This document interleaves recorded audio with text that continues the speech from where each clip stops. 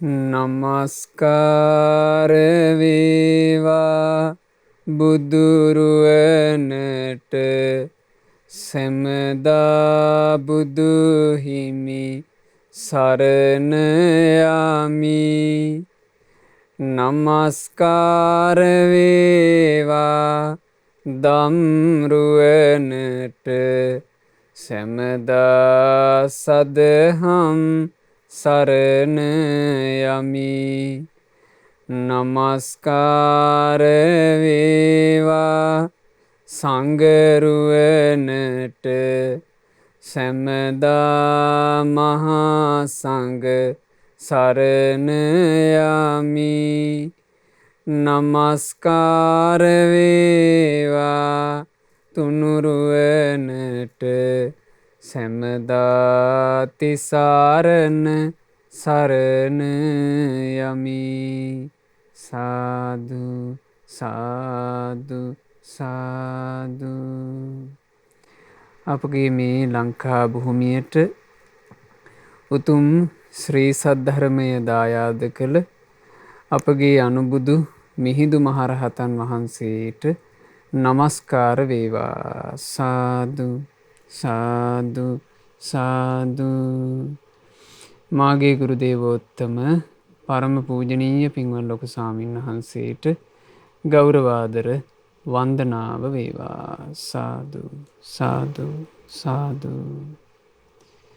ශ්‍රද්ධාවන්ත වාසනාවන්ත පින්වතුනේ, දහම් සංදේශය විශේෂ පොසොන් සද්ධර්ම දේශනා මාලාවේ අද මේ ධර්ම දේශනාව සඳහා දායකත්වයෙන් දරනු ලබන්නේ කැප්පෙටිගල නියංගම පදිංචි පින්වත් කුසුමා පියසෝම මහත්මිය සහ කෑගල්ලේ අපලාවල පදිංචි පින්වත් මාග්‍රට් මහත්මිය ඇතුළු ඒ පවුලේ සහෝදර පිරිස විසින් සදහවත් පින්වතුනේ, අපගේ මහා කාරුණික ඒ භාග්‍යවත් තරහත් ගෞතම සම්මා සම්බුදුරජාණන් වහන්සේගේ නිර්මල පාරිශුද්ධ ශ්‍රී සද්ධර්මය මේ ලංකා භූමියට ලැබුණේ අපේ අනුබුදු මිහිඳු මහරහතන් වහන්සේ නිසා.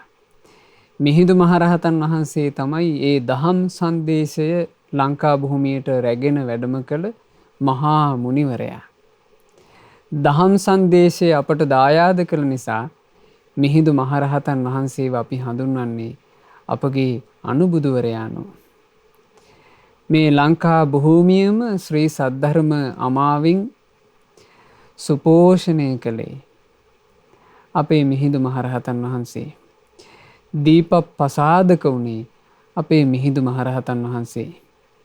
ඒ මිහිඳු මහරහතන් වහන්සේ ලංකා භූමියට වැඩම කොට මේ ලංකා භූමියේ අපේ මුතුන් මිත්තන්ට ශ්‍රී සද්ධර්ම අමාව බෙදා දෙනකොට මිහිඳු මහරහතන් වහන්සේ ධර්ම දේශනා කරපු ආකාරය තමයි මේ දහම් සංදේශය වැඩසටහන් මාලාවේදී ඔබ ඉගෙන ගන්න. මේ වෙද්දී ඔබ ඒ සම්බන්ධයෙන් විස්තර බොහෝමයක් ඉගෙන ගත්තා.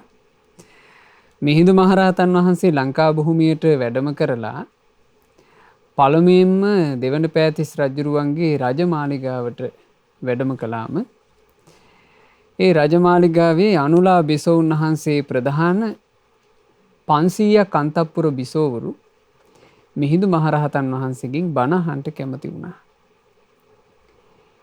ඒ ධර්මය අහන්න කැමති වෙච්ච වෙලාවේ මිහිඳු මහරහතන් වහන්සේ ඒ පිරිසට දහම් දෙසුවේ විමානවත්තු පේතවත්තු ඇසුරු කරගෙන. විමානවත්තු ඇසුරු කරගෙන සිතකය වචනයෙන් පින්කිරීමෙන් සැලසෙන යහපත ගැන මිහිඳු මහරහතන් වහන්සේ ලස්සන ධර්ම දේශනාවක් වදාළා. පේතවත්තු ඇසුරු කරගෙන සිතකය වචනයෙන් පව් සිද්ධ වුණොත් ඒකේ විපාක මිහිඳු මහරහතන් වහන්සේ මැනවින් පැහැදිලි කළා. ඊට පස්සේ මේ පින්පව් එක්ක ගැට ගැහිලා යන සංසාර ගමනින් නිදහස් වීමේ වටිනාකම සත්‍ය සංයුක්තය ඇසුරු කරගෙන මිහිඳු මහරහතන් වහන්සේ වදාළා. ඉතින් එදා මේ ධර්ම දේශනාව අවසන් වෙනකොට අනුලා බිසෝන් වහන්සේ ප්‍රධාන 500ක් අන්තපුර බිසෝවරු සෝතාපන්න ඵලය සාක්ෂාත් කළා. ඒ නිසා මේ දහම් සංදේශය දේශනා මාලාවේ අපි ඒ විමානවත්තු පේතවත්තු ඇසුරු කරගෙන විමානවත්තු පේතවත්තු පොත් වහන්සේගේ තියෙන පේතවත්තු කොටස් කිහිපයක් සහ විමානවත්තු කොටස් කිහිපයක් ඔබට සිහිපත් කරලා දෙන්න කල්පනා කළා. අද අපි ඉගෙන ගන්නේ പ്രേත වස්තුවක්. මේ പ്രേත වස්තුවේ නම කල්ලාටිය പ്രേත වස්තුව. කල්ලාටිය කියන එකේ සිංහල අදහස මුඩු හිසක් එහෙම නැත්නම් තට්ට හිසක් සහිත ස්ත්‍රියක් නිසා වදාළ പ്രേත වස්තුව. මොකද්ද මේ කල්ලාටිය പ്രേත වස්තුවේ කතාව? ඈත අතීතයේ බරණැස් නුවර මේ කාලේ කාශ්‍යප අරහත් සම්මා සම්බුදුරජාණන් වහන්සේ ලෝකේ පහළ වෙලා වැඩ හිටපු යුගය. ඒ කාලේ බරණැස් නුවර විශිෂ්ට රූප શોභා ඇති දෙකුම් කළු ප්‍රසාද ජනක බොහෝම හැඩකාර ස්ත්‍රියක් වාසය කළා. ඒ ස්ත්‍රියට බොහොම සොඳුරු අඟපසඟ තිබුණා. දුටු අයගේ net සිත් පැහැර ගන්න තරම් ඒ ලස්සනයි. ඇයගේ ලස්සන තව ගොඩාක් වැඩි වුණා. ඇයට තිබුණ දිග කෙස් කලඹ නිසා. ඇයට තිබුණා නීල පැහැයට හුරු මනාව කඩා හැලෙන මේ ශරීරයේ උසෙන් වැඩි කොටසක් ආවරණය වෙන විදිහේ පුදුම ලස්සන කෙස් කලඹක් ඇයට තිබුණා. ස්ත්‍රියාවක් ලස්සන කෙස් කලඹ නිසා තවත් ලස්සන වෙනවා. අනිත් ස්ත්‍රීන් අතරේ මේ ලස්සන කෙස් කලඹ ඇති ස්ත්‍රිය හැමෝටම වඩා කැපී පෙනුණා. මෙය රූපශෝභනියක් එහෙම නැත්නම් වෛශ්‍යාවක් වෙසඟනක්. මේ වෙසඟනට ඉල්ලුම වැඩි වෙන්න පටන් ගත්තා. ඇයි ඉල්ලුම වැඩි? ඒ වෙසඟනගේ අර කඩා හැලෙන කේශ කලාපයට පුරුෂයෝ හරි ආසයි. ඒ කේශ කලාපයේ ඇති ස්ත්‍රියව එක රැයකට ඇසුරු කරන්ට මේ පුරුෂයෝ පෙළ ගැහෙන්න පටන් ගත්තා. අනිත් වෙසඟනන්ලාට තියෙන තැන ටික නැති වෙන්න පටන් ගත්තා. එතකොට ඉතින් කාටත් හටගන්න සමාජයේ බොහෝ දෙනෙකුට හටගන්න සුව කළ නොහැකි තත්ත්වයේ තියෙන ලෙඩේ වෛශ්‍යවන්ටත් උපන්නා. මොකක්ද මේ ලෙඩේ? ඉරිසියාව. අනිත් වෛශ්‍යාවෝ අර කෙස් කලඹ ඇති වෛශ්‍යාවට ඉරිසියා කරන්න පටන් ගත්තා. මේ අපිටත් ඉහලින් මේ වෙසඟන යන්නේ මේ ස්ත්‍රිය යන්නේ ඔය දිග කොණ්ඩේ හින්දානේ. ඔය කොණ්ඩේ නසන්ට ඕන. ඔය කොණ්ඩේ නසලා දැම්මා නම් පුරුෂයෝ ඇලුම් කරන්නේ.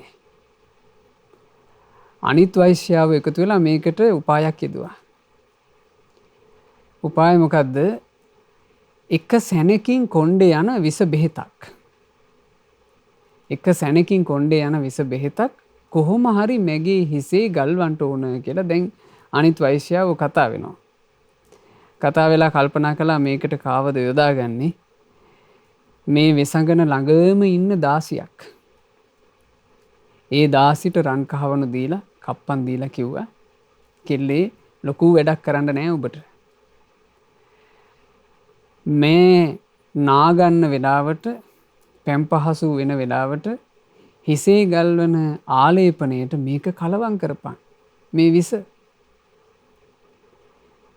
ඒ කලවම් කරලා ඒක ඔළුවේ ගානට සලස්සාපන්. එතකොට වැඩේ හරි කිව්වා. අනේ දාසි මේක කළා. අර දිග කෙස් කලඹක් තියෙන ස්ත්‍රිය තමන්ගේ කෙස් කලඹට පුදුම ආදරෙයි. මේ කෙස් කලඹ හැමදාම දියනානකොට පැම්පහසු වෙනකොට හොඳට සුවඳ ආලේපන තවරලා සුවඳවත් කරගන්නවා. ඉතින් එදත් තමන්ගේ ආලේපනේ තැවරුවා. ඇය දන්නේ නැහැ මේ ආලේපනේ විසක් තියෙනවා කියලා. ඒ ආලේපනේ තවරාගෙන වතුරට බැස්සා. වතුරේ ගිලෙනකොට සම්පූර්ණ කෙස් කලඹ හිසෙන් වෙන් වුණා. හිස නිකන් ලබු ගෙඩියක් වගේ සම්පූර්ණයෙන්ම තට්ටේ පෑදුනා. අර කොණ්ඩේ ඔක්කොම නැතුව ගියා. ස්ත්‍රියාවකට ලස්සන කෙස් කලඹ අහිමි වුණා කියන්නේ ඇයට ඒක උහුල ගන්න බැරි තරම් ලැජ්ජාවක්. මෑයට හිතා ගන්න බෑ හරි කම්පා වුණා. අයියෝ මේ මට මොකද්ද මේ වෙච්ච නස්පැත්තිය? කොහොමද මන් දැන් සමාජයේ මිනිස්සුන්ට මුහුණ දෙන්නේ? මගේ කෙස් කලඹ නැතුව ගියා කියලා. දැන් ඇතින් වෙලාවට අපි දකිනවා පින්වතුනි ඇතැම් දරුණු රෝගාබාධ නිසා ඔය පිළිකා වගේ රෝගවලට තරුණ වයසේ ඉන්න ගෑනු ළමයින්ට ඒ රෝගේ හැදෙනවා. දැන් අපි දන්න කියන අයටත් එහෙම පිළිකා රෝගේ හැදිලා ඒ අයන්ගේ කෙස් කලඹ යන්න පටන් ගන්නවා දෙන බෙහෙත් වලට. එතකොට හරි දුකට කම්පාවටපත් වෙනවා. මොකද ස්ත්‍රියාවක් මේ හැඩ කෙස් කලඹට ආසයි. ඉතින් මේ වෙසඟන බොහොම කම්පාවටපත් වෙලා හැංගෙන්න කල්පනා කළා. ඇය රෙදි කඩක් අරගෙන මේ තමන්ගේ හිස වෙලාගෙන ඇය පැනලා ගියා. බරණැස්පුරේ දාලා පැනලා ගිහිල්ලා ඉබාගාතේ ඇවිදගෙන ගිහිල්ලා ඇය යනවා කවුරුත් දන්නේ කියන්නේ නැති ගම්මානයකට. මේ ගම්මානෙට ගිහිල්ලා හැඟවිලා හිටිය ටික කාලයක්. ඒ ටික කාලයක් හැංගිලා ඉන්නකොට මේ ඇයට අර තිබුණු ලැජ්ජාව සමාජයට මුහුණ දෙන්න තියෙන ලැජ්ජාව ටික ටික නැතුව ගියා. ඊට පස්සේ ඇය ටිකින් ටික සමාජයට එන්න පටන් ගත්තා. හැබැයි දැන් වෙසඟන විදිහට සමාජයට එන්න විදිහක් නැහැ. පුරුෂයෝ ඇලුම් කරන්නේ. ඇයට කොණ්ඩේ නැහනේ. කොණ්ඩේ ගියා කොණ්ඩේ එන්නෙත් නැහැ. ඒ කොණ්ඩේ සම්පූර්ණයෙන්ම නැති වෙලා යන විදිහේ විසක් ඔලුවට කාවැදිලා. මේ ලබු ගෙඩියක් වගේ තට්ට හිසක් දැන් ඇයට තියෙන්නේ. ඇය බොහොම අසරණ වෙලා. ඇය පටන් ගත්තා වෙනම කටයුත්තක්. ඇය දැන් ජීවත් වෙන්න ඕන නිසා පටන් ගත්තා මත්ද්‍රව්‍ය නිෂ්පාදනය කරන්න කසිප්පු පෙරන්න පටන් ගත්තා. ඇය මේ කසිප්පු පෙරනකොට ඇගේ නිවසට එහෙම නැත්නම් ඇය ඉන්න තැනට මිනිස්සු පෙළ බැඳීගෙන එනවා. ඇගෙන් මත්පැන් අරගන්නවා. බීලා සතුට වෙනවා.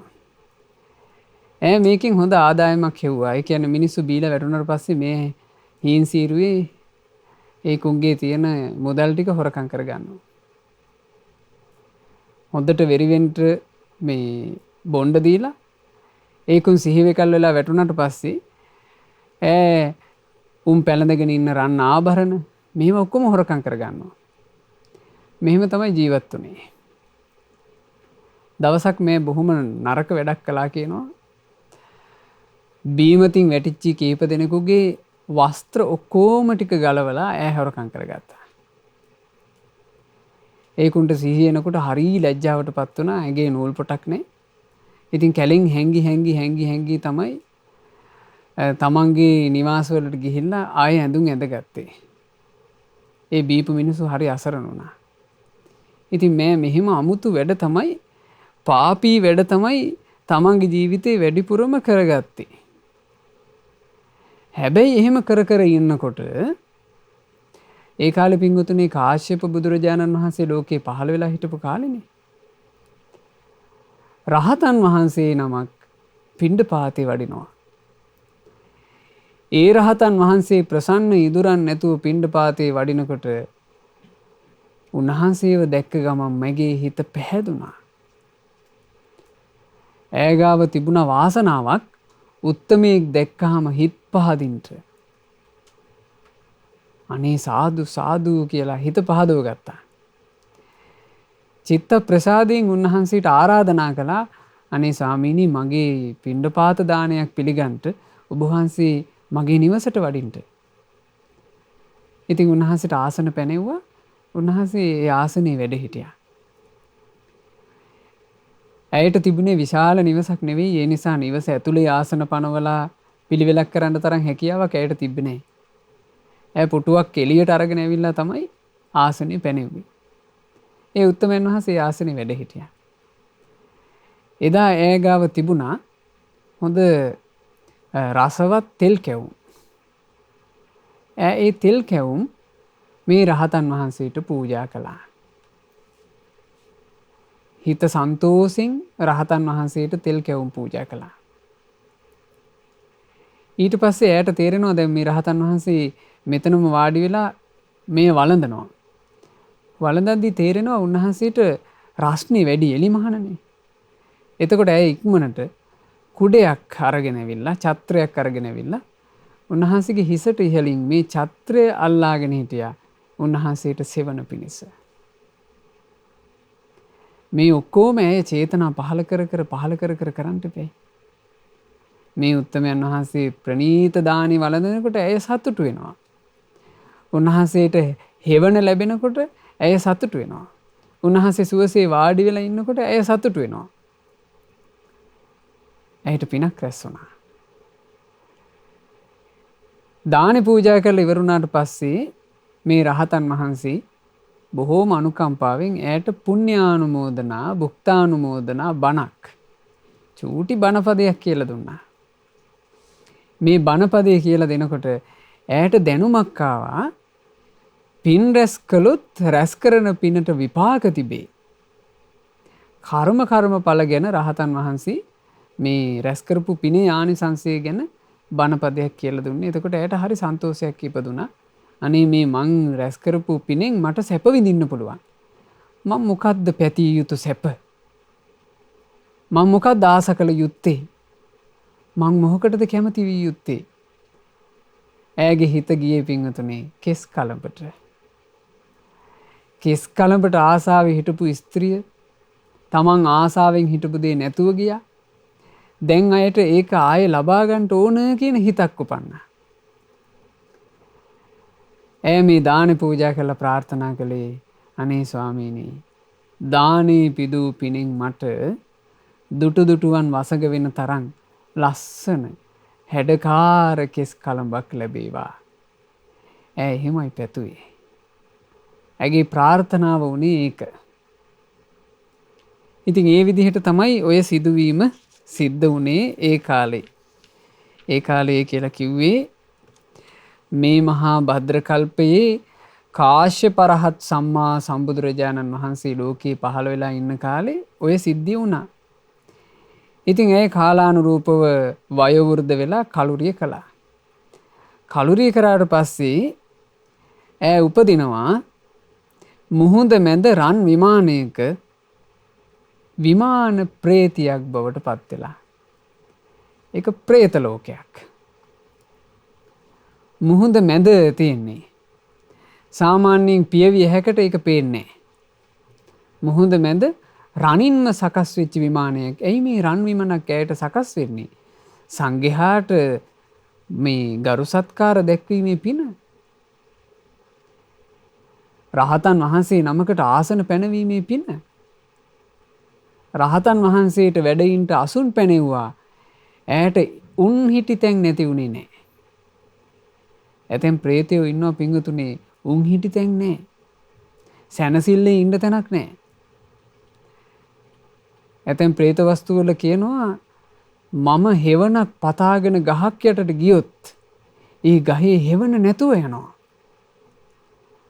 මම පැන් පොදක් පතාගෙන නදියක් ළඟට ගියොත් නදියේ වතුර ටික නැතුව යනවා. එහෙම විඳවනවා. එහෙම විඳවිල්ලක් තියෙන പ്രേත ලෝකේ ඈ උපදිනවා. හැබැයි විඳවිල්ල ඇයට නැහැ. ඇයට ඉන්න කියලා තැනක් ලැබුණා. ලස්සන රන් විමානයක්. රහතන් වහන්සේට ආසන පැනවීමේ පින. ඒ විමානයේ ඇය තනියම උපන්නේ. හුදකලාව. ඇයට සේවක කාරකාදීන් කවුරුත් නැහැ. ඒ විමානයේ ලස්සන රන් වහලක් තිබුණා. ඇයි ඇයට හිසට වහලක් ලැබුණේ? රහතන් වහන්සේ නමකට ඡත්‍රයක් දැරූ පින. ඇගේ හිසට හැමතිස්සෙම වහලක් තියෙනවා. ඇයට ලැබුණා ලස්සන ශරීරයක්. ඒ සිරුර ඇයට ලැබුණු ශරීරය ගොඩාක් හැඩ වුණා කෙස් කලඹකින්. දුටු දුටුවන් වසඟ වෙන තරම් ලස්සන කෙස් කලඹක් ඇයට ලැබුණා. මේ විමාන ප්‍රේතියට තිබුණා මුළු ශරීරෙම වසා ගන්න පුළුවන් තරම් විශාල කෙස් කලඹක්. හැබැයි මේ විමාන ප්‍රේතියට තිබුණා මෙහෙම ප්‍රශ්නයක්. ඇයට වස්ත්‍ර නැහැ. ඇගේ විමානේ මේ ඔක්කොම තිබුණත් ඇයට ඇඳුම් නැහැ. ඇය හෙළුවෙන් ඉන්න ඕන.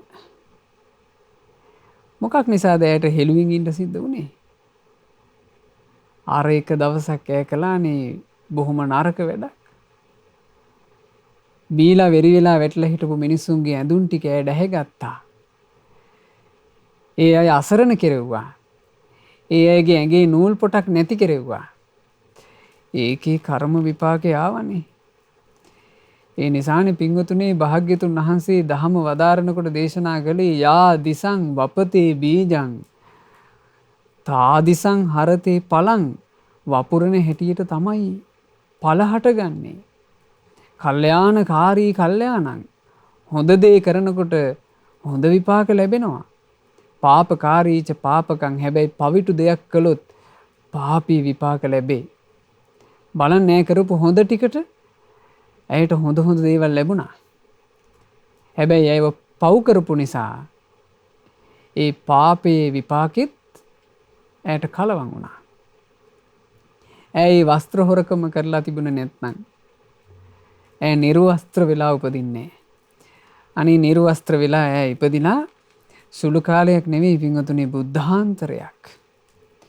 බුද්ධාන්තරයක් මේ මුහුද මැද රන් විමානයේ එහි මේ වාසය කරනවා. පිනේ ආනිසංසී භුක්ති විඳ විඳ ඇය වාසය කළා. ඇයට ආහාරයන්ගෙන් අඩුවක් නැහැ. ඇයට තියෙනවා ප්‍රණීත කැවුම්. ඒ විමානයේ ඇයට කණ්ඩ දේ විදිහට තිබුණා ප්‍රණීත කැවුම්. හේතුව කැවුම් පිදූ පින. ඉතින් මෙහෙම බුද්ධාන්තරයක කාලයක් ගෙවි ගියා. එතකොට බලන්න මේ එකපාරක් දන් දීලා රැස් කරගත්ත පින බුද්ධාන්තරයක් විපාක දෙනවා. එකපාරක් සංඝයාට ගරු සත්කාර කිරීමේ පින බුද්ධාන්තරයක්. එකපාරක් සංඝයා වහන්සේ නමකට උපස්ථාන කිරීමේ පින බුද්ධාන්තරයක් තිස්සේ සැප විපාක ලබා දෙමින් පස්සෙන් ආවා. ඉතින් මෙහෙම ගත වෙනකොට මේ ලෝකේ මිනිස්යාගේ ආයුෂ අවුරුදු 120ක් පවතින කාලේ අපගේ තුන් ලෝකාග්‍ර මහා කාරුණික භාග්‍යවත් තරහත් ගෞතම සම්මා සම්බුදුරජාණන් වහන්සේ ලෝකේ පහළ වුණා. මේ මහා භද්‍ර කල්පේ 4 වෙනි සම්මා සම්බුදුරජාණන් වහන්සේ ලෝකේ පහළ වුණා. පහළ වෙලා භාග්‍යතුන් වහන්සේ සෙවන් නුවර දෙව්රම් විහිරේ මහා දහම් සිහනද පතුරවනවා.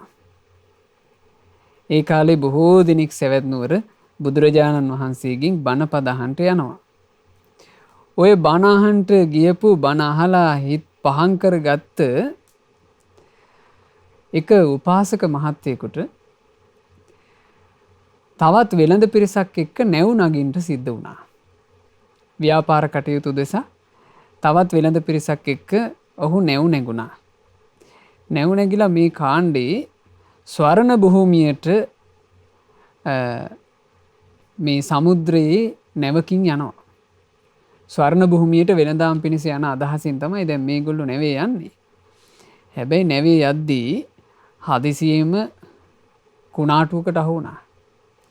නැව කුණාටුවට අහු වෙලා සැඩ සුළඟට ගහගෙන ගිහිල්ලා ඒ නෞකාව සේන්දු වෙනවා අර විමාන ප්‍රේතියගේ විමානේ තියෙන ප්‍රදේශෙට. දැන් මේ මුහුද මැද්දේ මේ විමානේ තියෙන්නේ. පියවියහැකට මේ විමානේ දකින්න බෑ. පින්වතුනි මේ ලෝක ස්වභාවයේ අදටත් එහෙම විමාන ඇති. මුහුද උඩින් සමහර වෙලාවට අපි ගුවන් යානා වලින් යනවා ඊළඟට අර උඩින් අරගෙන යන්න පුළුවන් කැමරා වලින් යනවා ඒවට අහු වෙන්නේ මේවා. පියවියසට දකින්න පුළුවන් ඒවා නෙවෙයි. මේ විමාන ප්‍රේතිය හැබැයි දකිනවා මේ නෞකාවේ තමන්ගේ ජීවිතේ සැපවත් කරන්න පුළුවන් කෙනෙක් එනවා. ඒකේ විමාන ප්‍රේතියට තිබෙන දැක්මක්. ඒ නිසා විමාන ප්‍රේතිය තමන්ගේ විමානය මේ මිනිස්සුන්ට පේන්න සැලැස්සුවා. දැන් ඒ ඈයන්ට ලස්සන රන් නැවක් වගේ මේ මුහුද මැද විමානයක් පිහිටලා තියෙන හැටි පේනවා. ඉක්මනින් නෞකාව විමානේ පැත්තට හැරෙව්වා. හරවලා විමානෙට පිරිස ගොඩ වුණා. ගොඩ වෙලා මේ විමානේ එළියේ ඉඳගෙන ඒ විමානය ඇතුලේ තියෙන මන්දිරේ දොරටුවට ලං වෙලා මේ වෙළඳ පිරිසේ ප්‍රධානියා ඇතුලේ කවුද ඉන්නේ කියලා බලන්න කතා කළා. ඒ කතා කරනකොට ස්ත්‍රී හඬකින් ඇයත් කතා කරනවා. එතකොට තේරුම් ගත්තා මේ ඉන්නේ එක ස්ත්‍රියක්. එතකොට මේ වෙලෙන් දහනවා. ඔය විමානය ඇතුලේ ඉන්නේ ස්ත්‍රිය කවුද? ඔය විමානෙන් එළියට එන්නේ නැත්තේ මොකද? අනේ පින්වතිය, ඔබ ඔය විමානෙන් එළියට එන්නකෝ. අපි ඔබව දැක ගන්න කැමතියි. මෙච්චර රන්වන් විමානයක ඉන්න මහා එරදිමත් ඔබව දකින්න අපි ආසාවෙන් ඉන්නවා. එතකොට ඇය කියනවා මං දුකෙන් ඉන්නේ. මට හරීම ලැජ්ජයි. මගේ ඇඟේ නූල් පොටක්වත් නැහැ. අනේ මං එළියට එන්නේ කොහොමද? මේ මහා පුරුෂයෝ පිරිසක් ඉස්සරහට ස්ත්‍රියාවක් විදිහට ඇඟේ නූල් පොටක් නැතුව මං ඉන්නේ කොහොමද? මං මගේ මේ ශරීරයම වහගෙන ඉන්නේ මගේ කෙස් කලඹෙන්. මේ ශරීරයේ වසාගත යුතු විලි කෙස් කලඹෙන් වහගෙන ඉන්නවා. මට එළියට එන්න විදිහක් නැහැ. පුඤ්ඤම් මේ අප්පකං කතං. ඕගොල්ලන්ට මහා ලොකුවට පෙවුනට මං පුංචි පිනක් කරගත්ත කෙනෙක්. ඇය එහෙම කිව්වා. එතකොට වෙලෙන්ද කියනවා හොඳයි එහෙනම් ඔබතුමියට මම මගේ උතුරු සළුව ලබා දෙනවා. මගේ ගාව තියෙනවා හොඳ ලස්සන උතුරු සළු. අපි වෙලෙන්දෝ අපේ ගාව වස්ත්‍ර තියෙනවා. ඉතින් ඔබතුමියට අපි වස්ත්‍ර දෙන්නම්. සොඳුරිය එළියට එන්න. අපේ වස්ත්‍ර පරවාගෙන ඔබට අපිත් එක්ක කතා බහ කරන්න පුළුවන් කිව්වා. එතකොට විමාන ප්‍රේති කියනවා හත්තේන හත්තේ තේ දින්නම් නමයිහං උපකප්පති. අතකින් අතකට දෙන දෙයක් ලබා ගන්නට මට කැප නෑනේ. ප්‍රේත ලෝකේ හැටි. මෙලොව අත්හැරලා පරලොව ගියාට පස්සේ අපේ ඥාතීන්ට අපිට අතින් අතට යමක් දෙන්න විදිහක් නෑ. අතකින් අතකට යමක් දෙන්න පුළුවන් කමක් නෑ. ජීවත් වෙලා ඉද්දී තමයි අතින් අතට යමක් හෝමාරු කරන්න පුළුවන් වෙන්නේ. මැරිලා ගිය කෙනෙකුට අතකින් අතකට යමක් දෙන්න බෑ. විමාන ප්‍රේතී කියනවා ඕගොල්ලෝ වස්ත්‍ර දුන්නා කියලා මට ඒ වස්ත්‍ර ගන්න පුළුවන් කමක් නෑ. හැබැයි ඒසෙත්තු පාසකෝ සද්ධෝ සම්මා සම්බුද්ධ ශාවකෝ ඔය පිරිස අතරේ ඉන්නවා බුදුරජාණන් වහන්සේ ගැන ශ්‍රද්ධාව තියෙන බුදුරජුන්ගේ උපාසකෙක්. එයාව දැකලා තමයි මං ඕගොල්ලෝ ළඟට ආවේ. බලන්න එකම එක උපාසකෙක් හිටියා. උපාසක කියලා කියන්නේ පින්වතුනි බුද්ධං සරණං ගච්ඡාමි කියලා බුදුරජුන් සරණ ගිය කෙනා. ධම්මං සරණං ගච්ඡාමි කියලා ධර්මයේ සරණ ගිය කෙනා. සංඝං සරණං ගච්ඡාමි කියලා සංගරුවන සරණ ගිය කෙනා වනාහි උපාසකයාය. මෙහි හිටිය සීලවන්ත උපාසකෙක්. ඒ උපාසකතුමාව අනිත් පිරිසට පේන්නේ. දැන් එකට මිනිස්සු ඉන්නකොට වෙලෙන්දු අතරේ ඔහුගේ විශේෂයක් මේ එකට ඉන්න මිනිස්සුන්ට පේන්නේ. හැබැයි බලන්න අර പ്രേත ලෝකේ හිටපු പ്രേතිය ඔහුගේ ගුණේ වෙනම දැක්කා. මේ ගුණධර්මයේ කියන එක එළියට ඕලාරිකව ප්‍රකට නොවුනාට ඒ ගුණ වෙනස දැනෙන අයට ඒක දැනෙනවා. ප්‍රේතිය ඒක දැක්කා. දැකලා කිව්වා මං ඕගොල්ලෝ ළඟට ආවේ වෙන කිසි කෙනෙක් හින්දා නෙවෙයි. ඔය ශ්‍රද්ධා සම්පන්න උපාසකයා ඕගොල්ලොත් එක්ක ඉන්න නිසා. ඒ නිසා මෙහෙම කරන්ට. එතුමාට වස්ත්‍රයක් පූජා කරන්ට. එතුමාට වස්ත්‍රය පූජා කරලා මම දක්ඛිනමාදිස එතුමාට වස්ත්‍රය පිදීමේ පින මට දෙන්න. මට ගන්න පුළුවන් පින. අතින් අතට දෙයක් ගන්න බෑ. ඒ නිසා ඒ ගුණ සම්පන්න උපාසක මහත්තයාව පුදලා මට පින දෙන්න. එතකොට ඉතින් ඕගොල්ලන්ට හැම අතින්ම සැපවත් වෙච්ච මාව දැක ගන්න පුළුවන් වෙයි. එතකොට ඉතින් වෙලෙන්දු පිරිස අර උපාසකතුමා හොඳට නාවලා සුවඳ ගල්වලා මේ ලස්සන වස්ත්‍ර අඳවලා එතුමාට උපස්ථාන කළා.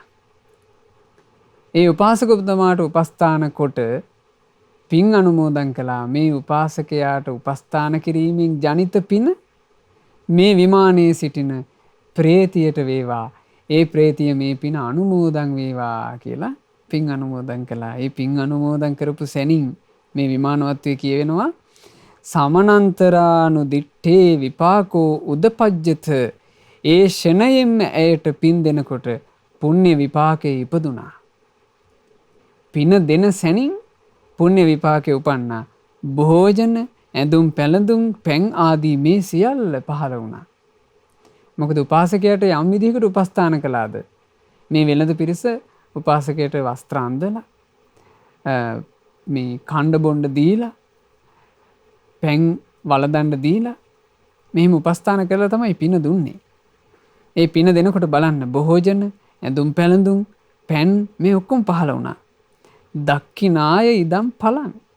මේක තමයි දානේ ඵලය. දම් පූජා කරනකොට ඒ දානේ ඵලය එයයි. අපිට පේන්නේ නෑනේ පින්වතුනි. අපිට දානයක් දුන්නොත් එහෙම සාමාන්‍යයෙන් බාහිරින් බලන කෙනාට පේන්නේ මොකද්ද? දන් දෙනකොට තමන් ගාව තියෙන ඒවා අඩු වෙනවා තමයි පේන්නේ. තමන්ට රැස් වෙන එක පේන්නේ නෑනේ. තමන්ට රැස් වෙන එක දකින්න පුළුවන් වෙන්නේ ශ්‍රද්ධාවෙන්. බුදුරජාණන් වහන්සේ වදාළානේ දානේ පූජා කරනකොට මේ විදිහට පින් රැස් වෙනවා කියලා. ඒ දානේ පූජා කරනකොට පින් රැස් වෙනවා කියලා භාග්‍යතුන් වහන්සේ වදාළ යම් වචනයක් ඇද්ද?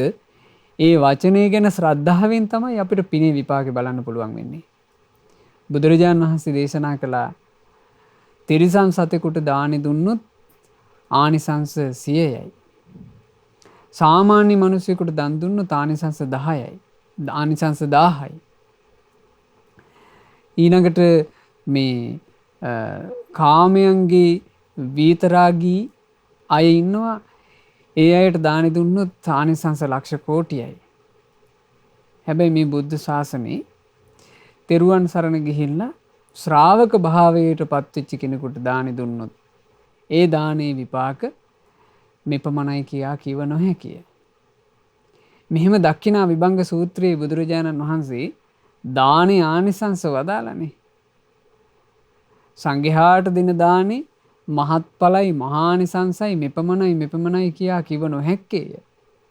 මෙහෙම භාග්‍යතුන් වහන්සේ වදාළනේ. එතකොට බලන්න මේ පිනක විපාකේ හැදෙන හැටිනේ. දැන් අර උපාසකයාට දානේ පූජා කරලා උපස්ථාන කරලා පින් දෙනකොටම ඒ පින ගන්න පුළුවන් කෙනාට පුණ්‍ය විපාකේ පහළ වුණා. ඇගේ සිරුර පිරිසිදු වුණා. පවිත්‍ර වස්ත්‍ර වලින් සැරසුණා. ඒ වස්ත්‍ර කසී සළු වලටත් වඩා උතුම්. ඇය සිනහා වෙවි විමානයෙන් එළියට නික්මුණා. මේක තමයි දානේ ඵලය. එතකොට වෙළඳ පිරිස අහනවා. දැන් වෙළඳ පිරිසට ඇයව බලාගෙන කතා කරන්න පුළුවන්. ඒ අයට පේනවා දිග කේශ කලාපයක් තියෙන ලස්සන වස්ත්‍ර ඇඳගත්ත දෙවඟනක් වගේ මේ ස්ත්‍රිය. ඒගොල්ලෝ අහනවා ඔබේ දිව්‍ය විමානය ඊටාම විචිත්‍රයි. සිත් කලුයි. බබලනවා. පින්වත් දෙව්දුව මේ අහන කාරණේට පිළිතුරක් දෙන්න. මොන වගේ පුණ්‍ය කර්මයකින්ද මේ විපාක ලැබුණේ? මේ රත්තරන් විමානය මේ ලස්සන සැප සම්පත් ඔයාට කොහොමද ලැබුණේ? ඔන්න ඒ කියනවා ස්වාමීන් වහන්සේ නමක් පිඩුසිඟා වැඩියා. ඍජු සිත් ඇති උන්වහන්සේ ගැන මං ගොඩාක් පැහැදුනා. මං උන්වහන්සේට තෙල් කැවුමක් පූජා කළා. ඇයි පිනේ මේ Tamanට මේ සැප ලැබුණේ කොහොමද කියලා දන්නවා. ඒ පින්ක මේ විපාක වශයෙන් මං මේ විමානයේ ඉඳගෙන බොහෝ කාලයක් තිස්සේ සැප වින්දා. දැන් කොච්චර කාලයක්ද පින්වතුනි? බුද්ධාන්තරයක්. බුද්ධාන්තරයක් මේ සැපේ විඳිනවා. හැබැයි දැන් මේ පින ගෙවිලා ගිහින් තව ස්වල්පයයි මට තියෙන්නේ. තව 4 මාසයකින් පස්සේ මං මෙහෙන් චුත වෙනවා. ඒ චුත වුණාට පස්සේ ඒකාන්තං කටුකං ගෝරං නිරයං පපතිස්සහං. අයියෝ භයානක වූ කටුක වූ ගෝර අවීචි මහා නිරයට තමයි මං වැටෙන්න ඉන්නේ. පින්වතුනි බලන්න මේ පාප කර්ම කරලා දුක්ඛිත උපත් ලැබුවට පස්සේ ඒ උපත්වල තියෙන භීතිය මැරුණට පස්සේ ඉපදෙන තැන ඈට පේනවා. මං මෙතනින් චුත වුණාට පස්සේ නිරයට යන්නේ අවීචි මහා නරකයට. එහි ගොහවර දුක් තියෙනවා. හැබැයි ඒ දුක පෙවුනට නිදහස් වෙන පිළිවෙලක් ඇදන්නේ. දැන් අද මනුස්ස ලෝකෙ ඉපදිච්ච අපිට මේ අපේ අනුබුදු මිහිඳු මහරහතන් වහන්සේ දහම් සංදේශය අපිට දායාද කරපු නිසා අපිට නිරය ගැන ඉගෙන ගන්න ලැබෙනවා. නිරේ දුක්, പ്രേත ලෝකේ දුක්, තිරිසන් ලෝකේ දුක් අපිට අහන්න ලැබෙනවා. ඒ අහන්න ලැබෙනකොට ඒ දුක් මම නම් මගේ ජීවිතේ උරුම කරගන්නේ නැහැ කියලා අපිට වෙනස් කරගන්න පුළුවන්. අපිට පින්ඩස් කරගන්න පුළුවන්. පවෙන් වළකින්න පුළුවන්. හැබැයි ප්‍රේතයන්ට ඒක බෑ. ප්‍රේතයාට පේනවා මලාට පස්සේ මං යන්නේ මෙතෙන්ට. ගැලවෙන්න විදියක් නෑ. හූල්ල පිච්චි ඉන්න ඕන. අයියෝ තව ටික දවසයි මං නිරේ යනවා නේද? අයියෝ මං ටික දවසයි මහා දුක් විඳින්න සිද්ධ වෙනව නේද?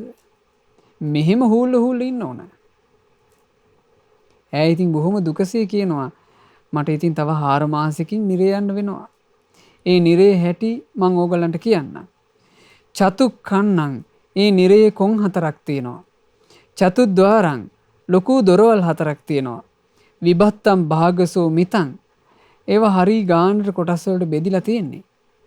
අයෝ පාකාර පරියන්තං වටේටම තියෙන යකඩ පවුරක් ඒ නිරේ. අයසා පටිකුජ්ජිතං වහලා තියෙන්නේ යකඩ පියනකින්. තස්සා අයෝමයා භූමි ජලිතා තේජසා යුතා ඒ අවීචි මහා නරකාදී හැමතිස්සෙම සැර ගිනි දැල් ඇවිලෙනවා. සමන්තා යෝජන සතං පරිත්වා තිට්ඨති සබ්බදා ඒ යකඩ භූමියේ හැමතිස්සෙම යොදුන් 100ක් පුරාවට ගිනි දැල් පැතිරි තියෙනවා. ඔය මහා නිරේ ගැන දේවදූත සූත්‍රයේ භාග්‍යතුන් වහන්සේ වදාරනකොට එහි බුදුරජාණන් වහන්සේ පෙන්වලා දෙනවා මහණෙනි මේ මහා නිරයේ එක බිත්තියකින් ගිනිදැල් පිට වෙනකොට ඒ ගිනි ජාලාව එහා බිත්තියට ගිහින් වදිනවා. අතරමැද තියෙන සියල්ල දවනවා. නිරිසත්තු මේ ගින්නට මැදි වෙලා මුළු ශරීරෙම දැවිලා ඇටකටු වලින් දුන් දාන ගානකම් ඇටකටු වලින් සම්පූර්ණයෙන් දුන් දානකම් නිරිසත්තු දැවෙනවා. ඇටකටු අස්සින් දුන් දානවා කියන්නේ පින්වතුනි ඇට ලොඳත් පිච්චෙනවා. ඇට ලොඳත් පිච්චිලා දුන් දානකම් ඒ නිරසතා විඳවනවා. හැබැයි මැරෙන්නේ. ඒ විඳවනවා චුත වෙන්නේ මැරෙන්නේ. බලන්න භයානකකම. ඒ භයානක නිරේට තමයි දැන් ඈ යන්න ඉන්නේ. ඈ කියනවා මං එහි ඉපදිලා දීර්ඝ කාලයක් මට දුක් විඳින්න සිද්ධ වෙනවා. ඉතින් මං කරපු පව්වල විපාක තමයි මං හරි ශෝකෙන් ඉන්නේ නිසා.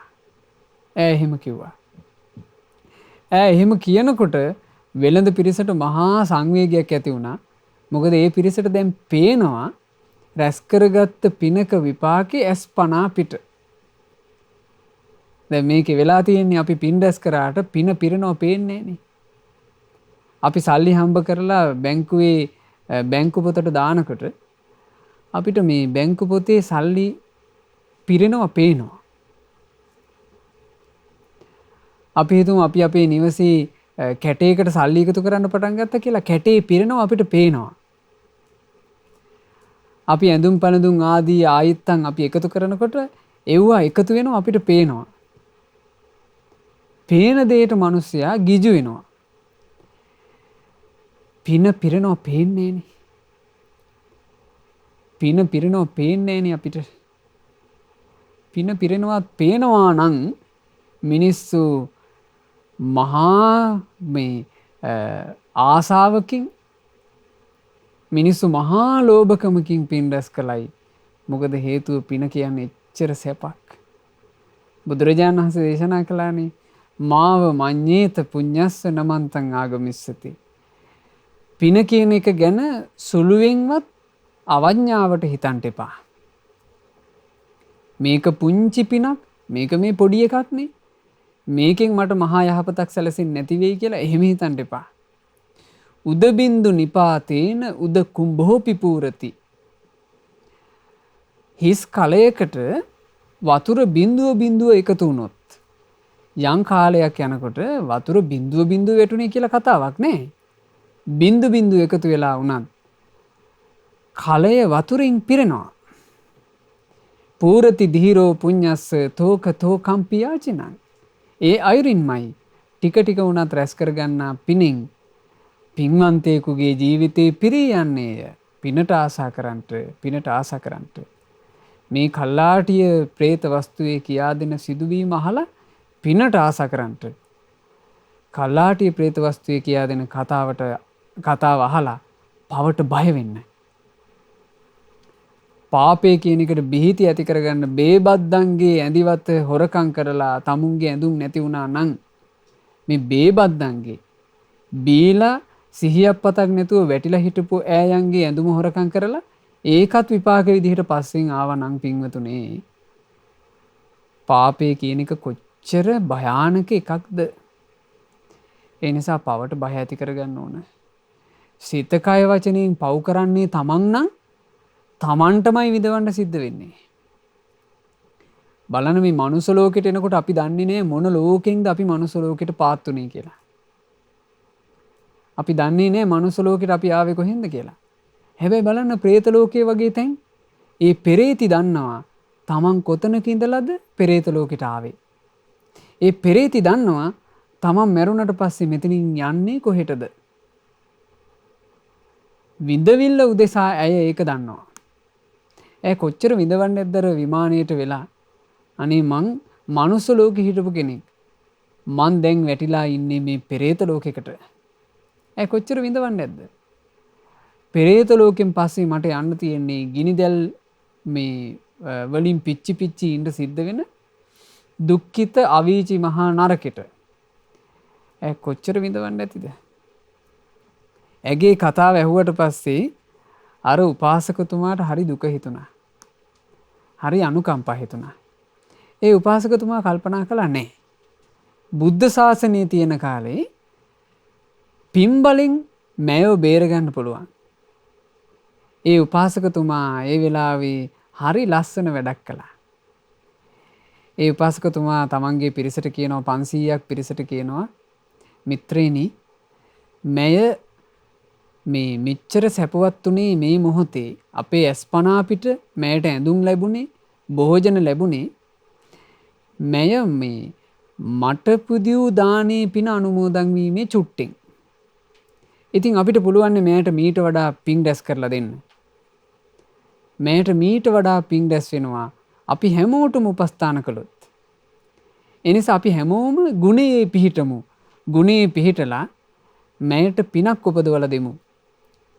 එහෙනම් හැමෝම තෙරුවන් සරණ යන්ට කියලා මේ උපාසක මහත්තයා අර හිටපු 500ක් පිරිසට තෙරුවන් සරණ සමාදන් කෙරෙව්වා. බුද්ධං සරණං ගච්ඡාමි කියලා සරණ ගියා. ධම්මං සරණං ගච්ඡාමි කියලා සරණ ගියා. සංඝං සරණං ගච්ඡාමි කියලා 500ම සරණ ගියා. එතකොට 500ම උපාසකයෝ 500ටම සිල් දුන්නා. දැන් 500ම සීලවන්ත උපාසකයෝ. අර ප්‍රේතීට කියනවා මේ උපාසකයා එහෙනම් පින්වතිය ඔබ අපි හැමෝටම උපස්ථාන කරන්නට. උපස්ථාන කරලා ඔබේ පින ඔබ රැස් කරගන්නට. ඇය මේ 500ක් දෙනාටම භෝජන දුන්නා. ඇයට දැන් ගොඩාක් වස්ත්‍ර මැවුණනේ. ඒ වස්ත්‍ර යුගල මේ 500 දෙනාටම දුන්නා. ඒ අයට පානය කරන්න පැන් දුන්නා. ඇය පිනක් රැස් කළා. ඇය මේ පින රැස් කරනකොට ඇයට එකපාර මතක් වෙනවා. මේ අය තෙරුවන් සරණ ගියපු ඒ සරණ ලෝකයට දායාද කරපු සම්මා සම්බුදුරජාණන් වහන්සේ වැඩ ඉන්නවනේ. මම බුදුරජාණන් වහන්සේටත් වස්ත්‍ර යුගලක් පූජා කරන්න ඕන. ඈ තමන් සන්තකේ තිබුණු වස්ත්‍ර යුගලක් අරගෙන උපාසක මහත්තයට දෙනවා. එහෙනම් උපාසකතුමනි, ඔබ සැවැන් නුවරට ගියාට පස්සේ බුදුරජාණන් වහන්සේට මගේ වචනයෙන් වන්දනා කරන්නට. භාග්‍යතුන් වහන්සේ උදෙසා මේ වස්ත්‍ර යුගල මගේ නමින් පූජා කරන්නට මට පින් දෙන්න කිව්වා. ඉතින් ඒ උපාසකයා පින්වතුනේ අර විමාන ප්‍රේතීගේ උදව්වෙන්ම ඒ අය කිසි අපහසුයක් නැතුව තමන්ගේ නෞකාවෙන් යලි සැවැත් නුවරට ආවා කියනවා. සැවැත් නුවරදී බුදුරජාණන් වහන්සේට ප්‍රේතියගේ නමින් වස්ත්‍ර යුගල පූජා කරලා වන්දනා කරලා ප්‍රේතිට පින් දුන්නා. මේ ප්‍රේත වස්තු අවසන් වෙනකොට ප්‍රේත වස්තු අටුවාවේ තියෙනවා. ඇයට ඒ පින දීපේකේ විපාකය කොහොමද ඇගේ ජීවිතයට යහපත සැලසුනේ? ඕතමෝ ප්‍රේත ලෝකයෙන් චුතව විවිධ රුවණින් බබලන තව්තිසා දෙව්ලොව රන් විමනක දහසක් අප්සරාවන් පිරිවරා උපන්නේය. නිරේ යන්ට හිටපු කෙනා තව්තිසාවේ උපන්නා බුදුරජුන් පිදූ පිනෙන්. ඉතින් ඒ නිසා පින්වතුනේ පිනට ආස කරන්න. පින් රැස් කරගන්නට ලැබිච්ච අවස්ථාවට මේ පින් රැස් කරගන්නට ලැබිච්ච අවස්ථාව ගැන තේරුම් ගන්න. අපිට දැන් බුදුරජාණන් වහන්සේ මුල් කරගෙන පින් කරගන්න අවස්ථාව ලැබිලා තියෙනවා. ධර්මය සංගරුවන මුල් කරගෙන පින් කරගන්න අවස්ථාව ලැබිලා තියෙනවා. මේ තෙරුවන් මුල් කරගෙන හොඳට ජීවිතේට අග්‍ර වූ පින් රැස් කරගන්න, පාපයෙන් වළකින්න, තමන්ගේ ජීවිතේ යහපතේ පිහිටුව ගන්න මහන්සි ගන්න. ඒ උදෙසා අපට දහම් සංදේශය තුන් ලෝකාග්‍ර භාග්‍යවත් බුදුරජාණන් වහන්සේගේ ශ්‍රී සද්ධර්ම අමාව අප කෙරෙහි අනුකම්පාවෙන් දායාද කළ අපගේ අනුබුදු මිහිඳු මහරහතන් වහන්සේට නමස්කාර වේවා. සාදු සාදු සාදු. රැස් කළා වූ සියලුම පුණ්‍ය ධර්මයෝ සියලු දෙවියෝ සතුටින් අනුමෝදන් වෙත්වා. පින් අනුමෝදන් වන දෙවියෝ දිව්‍ය සැපයෙන් වැඩේවා. ඒ දෙවියෝ අපව ආරක්ෂා කරත්වා. සාදු සාදු සාදු. රැස් කළ සියලු පුණ්‍ය ධර්මයන් අපගේ ගුරු දේවෝත්තම කල්යාණ මිත්‍ර පරම පූජනීය පින්වත් ලොකු ස්වාමීන් වහන්සේට අනුමෝදන් වෙලා පින්වත් ලොකු ස්වාමීන් වහන්සේ නිදුක්ව නිරෝගීව දීර්ඝායුෂ ලබත්වා ගෞතම සාසනය තුල උතුම් චතුරාර්ය සත්‍ය ධර්මය පරිපූර්ණ වශයෙන්ම අවබෝධ කරගන්නට වාසනාව ලැබෙත්වා. සාදු සාදු සාදු.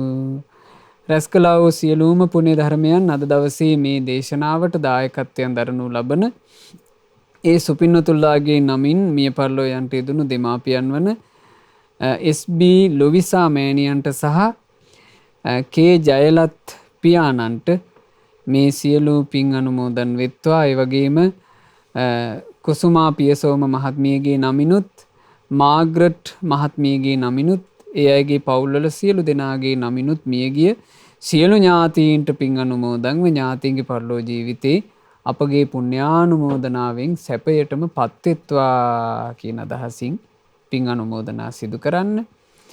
අද දවසේ මේ දේශනාවට දායකත්ව දරන කැප්පෙටිගල නියංගම පදිංචි පින්වත් කුසුමා පියසෝම මහත්මියටත් කෑගල්ලේ අපලාවල පදිංචි මාග්‍රට් මහත්මිය ඇතුළු ඒ සහෝදර පිරිසටත් පවුලේ සුජීවත්ව සිටින සියලු දෙනාටත් පින් අනුමෝදන් වෙලා නිදුක් නිරෝග සුවයම සැලසේවා, දීර්ඝායුෂ සැලසේවා, තවදුරටත් සුවසේ පින් කරගෙන දහමේ හැසිරීලා චතුරාර්ය සත්‍ය ධර්මය අවබෝධ කරගන්නට වාසනාව ලැබෙත්වා කියලා අපි සෙත් ප්‍රාර්ථනා කරනවා. පවුලේ දූ දරුවෝ මුණුපුරු මිනිපිරියන්ගේ අධ්‍යාපන කටයුතු ਸਰව ප්‍රකාරයෙන්ම සාර්ථක කරගන්නට තෙරුවනේ ආශිර්වාදයේ සියලු දෙවියන්ගේ ආශිර්වාදයේ නොඅඩුවම සැලසෙත්වා කියලා අපි සෙත් පතනවා. මේ වෙනකොට විදේශගතව සිටින පින්වත් ඉසුරු උදාන පුතණුවන්ට තෙරුවන් සරණින් සියලු දෙවියන්ගේ රැකවරණින් නිදුක් නිරෝග සුව සැලසේවා. ඒ රැකී ආරක්ෂා කටයුතු කිසියම් කරදරයකින් බාධාවකින් තොරව සිද්ධ කරගන්නට දෙවියන්ගේ සියලු ආරක්ෂාව ආශිර්වාදේ ලැබේවා. ජීවිතේට නිරතුරුව කල්යාණ මිත්‍ර ඇසුර ලැබේවා. ඒ රැකී රක්ෂා ආදිය සුවසේ කරගෙන තමන්ගේ ජීවිතයේ සුවසේ ගුණදහම් දියුණු කරගෙන බුදුරජාණන් වහන්සේගේ ශාසනය පිළිසරණ ලබන්ට ඉසුරු උදාන පුතණුවන්ට වාසනාව ලැබෙත්වා කියලා අපි සෙත් ප්‍රාර්ථනා කරනවා. අද දායකත්වයේ දරන පින්වතුන්ලා බලාපොරොත්තු වෙන ආකාරයෙන්ම කොරෝනා වෛරසය හේතුවෙන් රෝගාතුර වී සිටින සෑම සියලු දෙනාට අපි නිදුක් නිරෝග සුවපත් භාවයේ ප්‍රාර්ථනා කරමු. අද දවසේ දායකත්වයේ දරන මේ පින්වතුන්ලා හැම දෙනාටත් ශ්‍රද්ධා මාසික ධර්මදාන සමාජික පින්වතුන්ලාටත් ශ්‍රද්ධා කාර්ය මණ්ඩලයේ හැම දෙනාටත් සුපින්වත් ඔබ සෑම සියලු දෙනාටත් තෙරුවන් සරණින් සියලු දෙවියන්ගේ රැකවරණින් සියලු යහපත උදා වේවා. සුවසේ පින් පුරාගෙන දහමේ හැසිරලා ගෞතම සාසනයේ ධර්මාවබෝධ කරන්ට හැම දිනාට වාසනාව ලැබේවා. හැම දිනාටම තෙරුවන් සරණයි. නමෝ බුද්ධාය. මෙවැනි වටිනා ධර්ම දේශනා ශ්‍රවණය කිරීමට ශ්‍රද්ධා ඩේලි YouTube චැනලය සබ්ස්ක්‍රයිබ් කරන්න.